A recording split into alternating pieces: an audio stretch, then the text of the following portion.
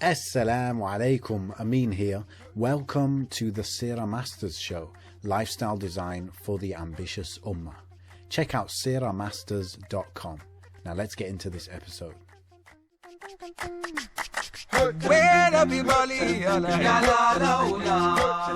The Ultimate Guide to a Muslim's Motivation, Part 2. If you haven't read the first part of this series, then please do. It was all written by Muhammad, our guest writer. So, goal setting.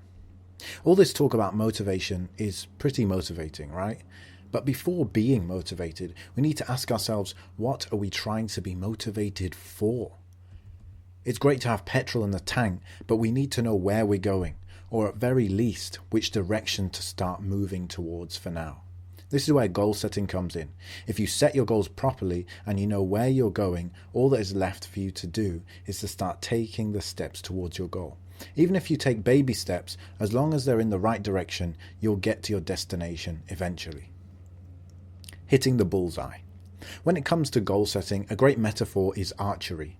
In archery, you aim to hit the middle of the target, the bullseye, right? But what if you can't see the bullseye? Where do you aim? Do you just shoot anywhere? Or would that be dangerous? Taking action without knowing your goal isn't always dangerous. Sometimes it's needed. But when the stakes are high, not knowing where to aim is dangerous. Very dangerous. Now, if you can see the bullseye, even if you miss it, it's a good thing. It's actually success. You know why? In fact, if you constantly and consistently miss the bullseye, it's a big success. Because missing the target acts as feedback. There are circles around the bullseye. So if you didn't hit the bullseye, but you kept hitting the red circle, the blue circle, the black circle, the white circle, is that a failure? No, it's feedback. Because at least you're missing consistently. Now you can just adjust based on how far off your goal you were. You can move an inch down or up or whatever it is. That's kind of how goals work, kind of. The ultimate goal. Obviously, our ultimate goal is to be with Allah in Jannah. By reminding ourselves of this ultimate goal and by learning more about our ultimate goal, Jannah and Allah, this will purify our intentions, inshallah. We can remind ourselves of our goal and live in a state of consciousness through consistent dhikr, remembrance of Allah. We can learn more about our goal by learning about Allah's names and attributes, studying Allah's speech, as well as learning about paradise and hellfire. The pit stops on our journey. In addition to having our ultimate goal, we have mini goals on the way, like pit stops. These serve as mini goals and help us stay focused and motivated on our journey. It's much easier to keep focused and motivated for these mini goals than to constantly maintain motivation for something that seems very far away. This article is mainly focused on setting these mini goals on your journey to Jannah. Future articles will, inshallah, look at your beliefs about Allah, amongst other beliefs. For example, your ultimate goal, Jannah. Actually, even properly looking at goal setting is outside the scope of this article. Whenever I've delivered courses in the past, goal setting has usually been the biggest module. But what I want to do is give you the absolute necessary essentials. Without these, you'll be shooting arrows into your own foot. The goal setting essentials. Basically, your goals, whether they be long, mid, or short term, absolutely must be actionable. And you must know when you need to take action towards them. What I mean by actionable is that it has to be something doable.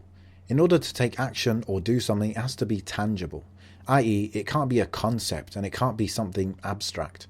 For example, being good is not tangible, therefore it's not doable.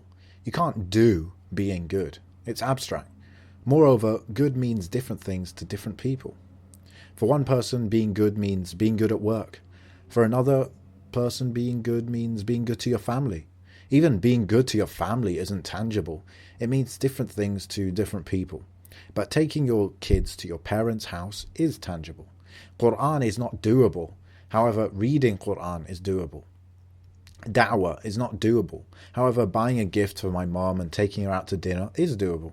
Being healthy is not doable.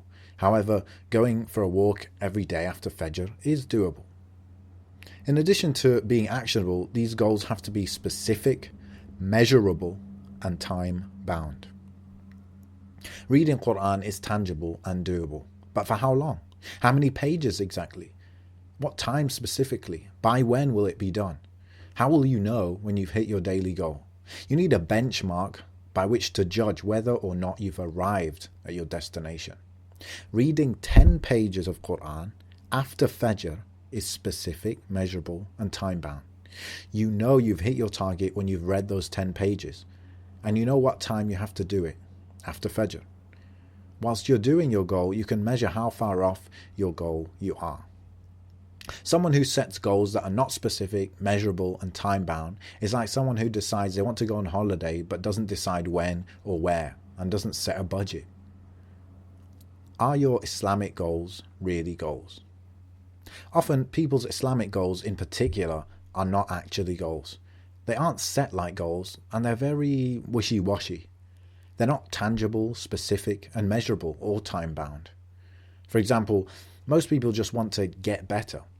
The question is, how will you know when you've gotten better? What does it mean to be better? Can you take action on that? Maybe your goal is to be good, but being good is not tangible. It's just an abstract idea.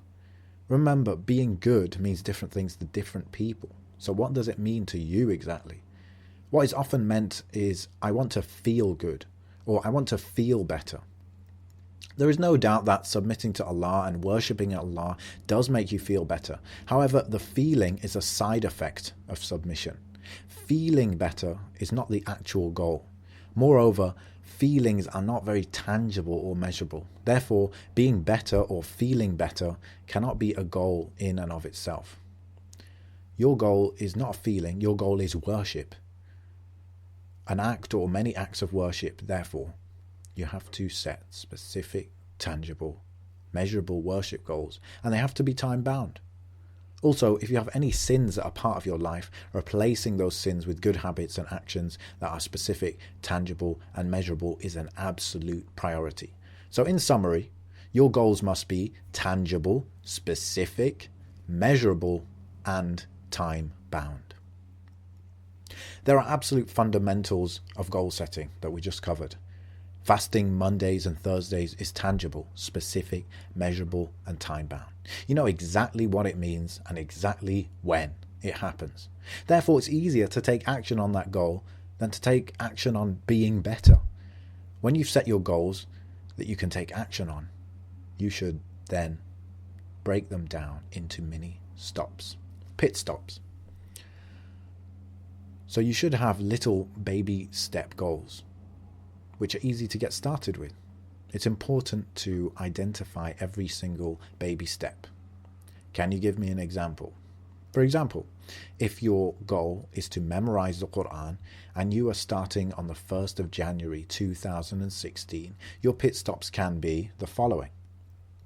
To memorize the 30th juz by the 1st of February 2016. Next, to memorize the last 3 juz by the 1st of April 2016. Next, to memorize Surah Al-Baqarah by the 1st of June 2016. You can see the whole example on the blog post itself on sirahmasters.com. Then in your diary, you can further break up this mini pit stop accordingly. So the first pit stop, which is to memorize the 30th juz, actually means to memorize 20 pages in 1 month. This can be broken down to memorize 1 page within 1 hour on weekdays after Fajr and revise the 5 pages every weekend. The process of memorization can also be further broken down. So to memorize 1 page within 1 hour actually means to listen to 1 page 4 times whilst looking at the page, which takes about 10 minutes. Then to read that page by myself 4 times, which will take about 10 minutes. Then to break that page into 3 or 5 line segments and read each of those 15 times, which will take about 10 minutes per segment. And finally, to read all 3 segments together from memory 4 times, which will take about 10 minutes. Now, of course, this is just a random example and the numbers can differ a lot Different people memorize differently and will take longer or shorter according to how much practice they've had memorizing in the past. I just wanted to demonstrate what I meant by break down your goals into baby steps and identify those baby steps. Goal setting checklist. This may seem a bit theoretical, but as soon as you start setting your own goals, it'll all make sense. I recommend that you sit down and set 3 goals based on what you've learnt today. Here's some questions to help you check if you've set your goals properly. Is your goal tangible, i.e., can you take action on it? Is it specific? Is it measurable? How will you know you've achieved it? Is it time-bound? When should it be done, or when should it be done by? Have you broken your goal into baby steps? Have you identified every baby step? We've made a lot of progress. By the time you're done with this goal setting, the next article will be here, inshallah, where we'll start learning strategies and systems for staying motivated on your journey to achieving those goals. Make sure you share some of your goals below in the comments and help inspire others with their own goals. May Allah reward you. That was part 2 in a series we've got on motivation by Muhammad. We've got part 1 already out. Part 3 will be out soon, inshallah. Breaking down your goals and actually setting your goals is a massive factor in how motivated you are over the long term. So, inshallah, I hope to see your guys' comments on the blog post itself at seeramasters.com, SEERA masters.com. Drop your comments. I want to see your goals, and I'm Amin here at Seera Masters, and I'll be checking out those comments as well. Thank you for listening, and Assalamu alaikum wa rahmatullah. Thanks for checking out this episode. Please do take 30 seconds to give us an honest review. It really does help. To find out all our blog posts, videos and resources on Islamic lifestyle design, go to seeramasters.com, SEERA masters.com. Until next time, حياكم الله. وين ابي بالي يا لا